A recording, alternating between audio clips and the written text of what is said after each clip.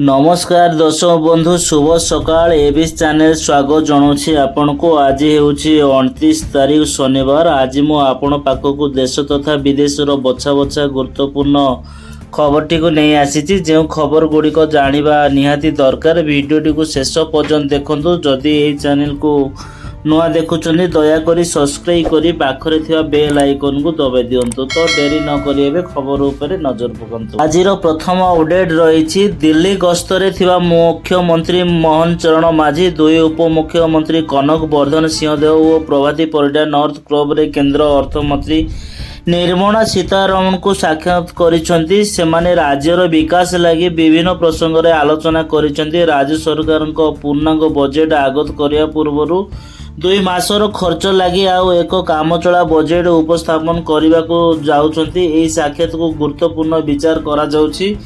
केंद्र सरकार जुलाई शेष आड़क 2024-2025 पूर्णांग बजेट उपस्थापन करेंगे। यही प्रक्रिया शेष होगा पर राज्य सरकार निजर पूर्णांग बजेट आणिबे।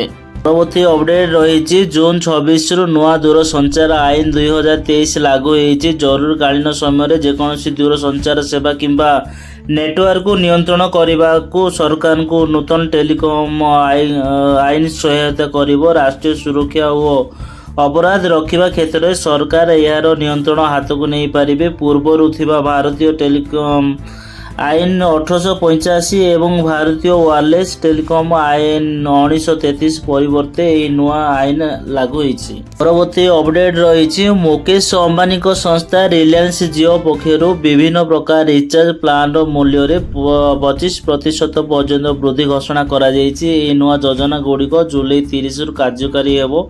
स्पेक्ट्रम निलाम शेष हेबार गोटे दिन पर टेलीकॉम शुल्क बढ़ी। आगामी दिन में एयरटेल वोडाफोन आइडिया भली संस्था मध्य सेमानक टारिफ बढ़ेब बोली आशा करा जाउथुवा बेले जून 28 तारीख में एयरटेल तार प्लान मूल्यर 10 रु 21% पर्यंत वृद्धि कर देछि।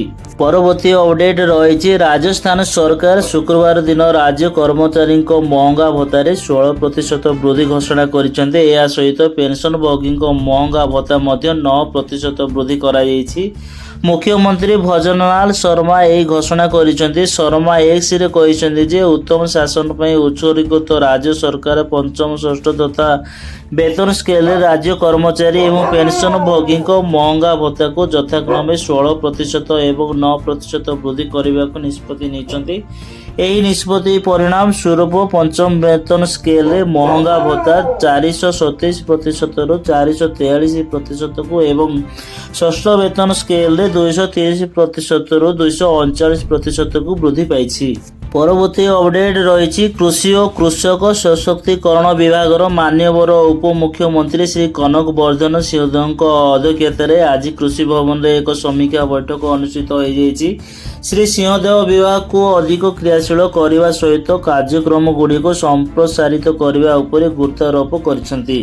परवर्ती अपडेट रही कंधमाल जिला बालीगुड़ा उपखंड अंतर्गत केनुआ गाँ ब्लॉक रे कार्य करुवा जीविका सुरक्षा मंच पक्षर ब्लॉक महिला को नहीं 2टी स्थान में स्वतंत्र ग्राम सभा अनुष्ठित होता। उक्त कार्यक्रम ब्लॉक सारंगगढ़ पंचायतर दासीगुड़ा और साइनपड़ा पंचायतर पादेरीपड़ा ठारे जीविका सुरक्षा मंच आयोजन करथिला। एही अवसर में संगठन कर्मकर्ता महिलागण एकाठी होई विभिन्न ग्राम को स्वच्छ पानीय जल जोगाण, गाँ गुड़िक नलकूप मानक ग्रीष्म प्रभाव पानीय जल संकट स्थायी समाधान, विद्यालय और अंगनवाड़ी गुड़िक शौचालय निर्माण और मरामती एवं गमनागमन समस्यार सम्मुखीन होता भली दाबी गुड़िक महिला माने उपस्थापन कर लिपिबद्ध करथिले। उक्त दाबी गुड़िक संगठन पक्षर विभागीय उच्च कर्तृपक्ष जिलापाल और मुख्यमंत्री निकट में उपस्थापन करेंगे नहीं जनापड़ी। परवर्ती अपडेट रही अधिकारी बदली संपर्कित अभियोग नहीं अनेक अधिकारी राज्य मुख्यालय को बारंबार आसुथिबा विभाग दृष्टिगोचर होईछि। पूर्व ए संक्रांत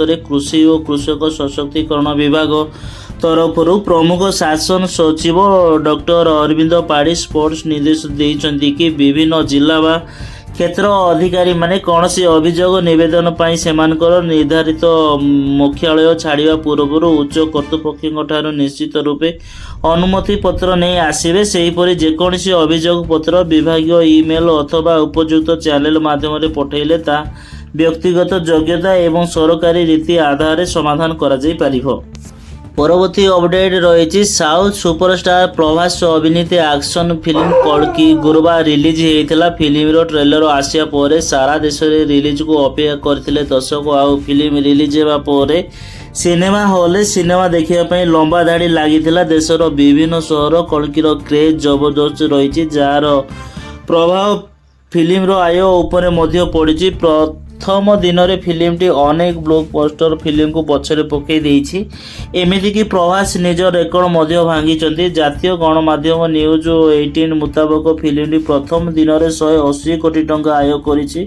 ବିଶ୍ୱ ବକ୍ସ ଅଫିସର ଆୟକୁ ମିଶାଇ ଫିଲ୍ମଟି ମୋଟ 180 କୋଟି ଆୟ କରିଥିବା ଜଣାପଡ଼ିଛି।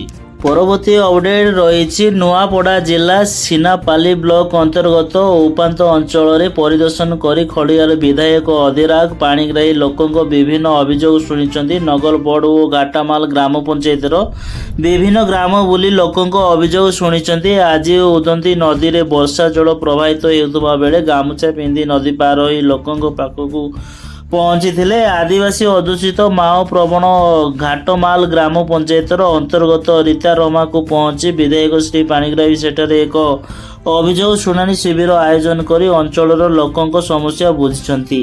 ପରବର୍ତ୍ତୀ ଅପଡେଟ୍ ରହିଛି ନିଟ୍ ପ୍ରଶ୍ନପତ୍ର ପ୍ରଘଟକୁ ନେଇ ସଂସଦର ଉଭୟ ଗୃହରେ ଶୁକ୍ରବାର ହଙ୍ଗାମା କରିଛନ୍ତି ବିରୋଧୀ। ନିଟ୍ ପ୍ରସଙ୍ଗରେ ଗୃହରେ ଆଲୋଚନା ଦାବି କରି ବିରୋଧୀମାନେ ହୋହାଲ୍ଲା କରିଥିଲେ, ଫଳରେ ଗୃହ କାର୍ଯ୍ୟ ବାଧାପ୍ରାପ୍ତ ହୋଇଥିଲା। ଲୋକସଭାର ବାଚସ୍ପତି ଓମ୍ ବିର୍ଲା ଗୃହକୁ ଆସନ୍ତା ସୋମବାର ତଥା ଜୁଲାଇ 1 ତାରିଖ ଯାଏଁ ମୁଲତବୀ ରଖିଛନ୍ତି। ସେପଟେ ରାଜ୍ୟସଭାରେ ବି ବିରୋଧୀ ଦଳ ନେତା ମଲ୍ଲିକାର୍ଜୁନ ଖଡ଼ଗେ ଅନ୍ୟ ବିରୋଧୀ ସଦସ୍ୟଙ୍କ ସହିତ ମିଶି ଅନୁରୂପ ଦାବି କରିଥିଲେ। ନିଟ୍ ପ୍ରସଙ୍ଗରେ ଆଲୋଚନା ଦାବି କରି ବିରୋଧୀ ସଦସ୍ୟମାନେ ଗୃହ ମଧ୍ୟଭାଗକୁ ଆସି ହୋହଲ୍ଲା କରିଥିଲେ, ଯାହାକୁ ନେଇ ଗୃହ କାର୍ଯ୍ୟ ବାଧାପ୍ରାପ୍ତ ହୋଇଥିଲା। ଏହା ଭିତରେ ବିରୋଧୀ ଦଳ ନେତା ରାହୁଲ ଗାନ୍ଧୀ ଅଭିଯୋଗ କରିଥିଲେ ଯେ ନିଟ୍ ପ୍ରସଙ୍ଗ ଉଠାଇବା ମାତ୍ରେ ତାଙ୍କ ମୈଦାନକୁ ବନ୍ଦ କରାଯାଉଛି। ଏହାର ଜବାବ ରଖିଛନ୍ତି ଲୋକସଭା ବାଚସ୍ପତି ଓମ୍ ବିର୍ଲା।